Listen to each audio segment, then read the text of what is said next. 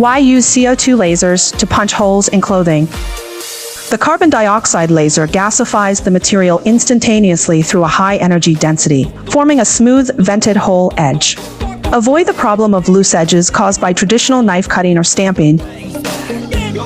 For example, when sportswear is punched in sweaty areas such as shoulders and armpits, the laser can precisely control the aperture. It's 0.1 millimeter accurate. Make sure it is aesthetically pleasing and does not affect protection.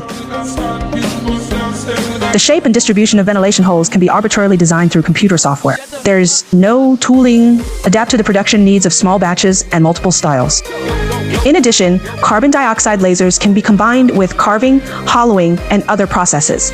Add decorative patterns around the ventilation holes, enhance clothing, fashion sense, enhance the added value of products.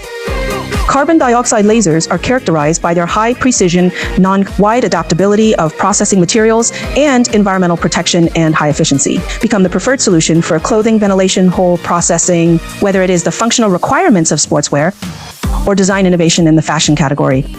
Fast, flexible, and high-quality production can be achieved through this technology implementation.